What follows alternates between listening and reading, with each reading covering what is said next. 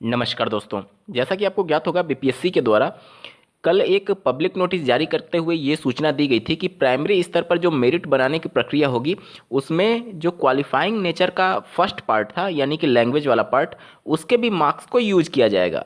और इसके अलावा जितने भी स्तर के पद थे, चाहे आप माध्यमिक की बात कर लीजिए, उच्च माध्यमिक की बात कर लीजिए और मिडिल स्कूल में यानी अपर प्राइमरी की बात कर लीजिए, उसमें क्वालिफाइंग मार्क्स को जीरो मान लिया गया था, यानी उसे शिथिल कर दिया गया था।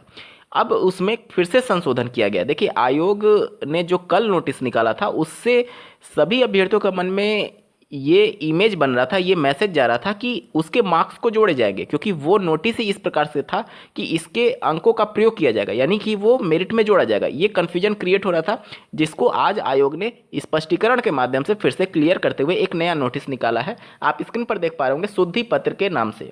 इसमें आयोग ये कह रही है, विज्ञापन संख्या 27/2023 अध्यापक नियुक्ति प्रतियोगिता परीक्षा में भाषा आहर्तांक के संबंध में दिनांक 18 दिसंबर 2023 को निर्गत सूचना के अंतिम पंक्ति प्राप्तांक को मेधा तैयार करने में प्रयोग में लाया जाएगा को प्राप्तांक को द्वितीय टाई ब्रेकर की स्थिति में मेधा तैयार करने में प्रयोग में लाया जाएगा, पढ़ा जाएगा। अब इसका मतलब क्या हो गया? इसका मतलब ये हुआ कि जो आपके क्वालिफाइंग नेचर के पार्ट 1 वाला नंबर जो आप पाए रहेंगे, उसका मार्क्स जोड़ा नहीं जाएगा आपके मेरिट में, बल्कि इन्होंने करेक्शन करते हुए ये सूचना दी है कि वह टाई ब्रेकर होगा। टाई ब्रेकर का मतलब, मान लीजिए दो कैंडिडेट हैं ए और बी और दोनों के नंबर समान हो गए।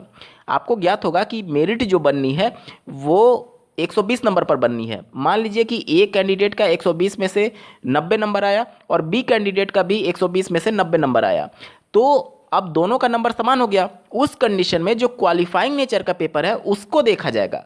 मान लीजिए ए कैंडिडेट का क्वालिफाइंग नेचर वाला यानी पार्ट 1 जो लैंग्वेज वाला पेपर है उसमें उसको 10 नंबर मिले, और बी कैंडिडेट को उस क्वालिफाइंग नेचर वाले पार्ट में मान लीजिए कि 12 नंबर मिले, तो नंबर सेम होने के बावजूद भी, मतलब कि 120 में जो मेरिट बन रहा है वो सेम होने के बावजूद भी प्रायोरिटी किसको मिलेगी? प्रायोरिटी मिलेगी बी वाले कैंडिडेट को, क्योंकि टाई होने के कंडीशन में आपका जो क्वालिफाइंग नेचर का पेपर है उस पर आपका ध्यान दिया जाएगा। ठीक है। और टीआरई 1 में ये चीज़ें कैसे हो रही थी? टीआरई 1 में ये चीज़ें हो रही थी एज के हिसाब से, कि जो ज़्यादा एज का था उसका प्रायोरिटी देते हुए उसका पहले सिलेक्शन हो रहा था।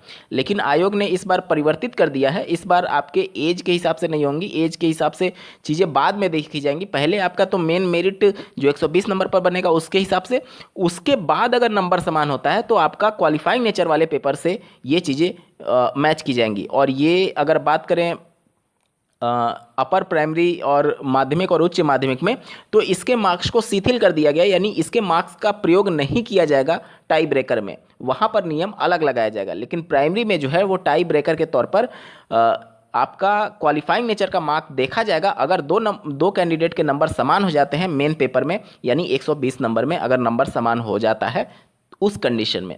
उम्मीद करता हूँ आपके डाउट क्लियर हुए होंगे। इस वीडियो को देखने के लिए आपका बहुत बहुत धन्यवाद। भगवान करे आपका दिन शुभ हो।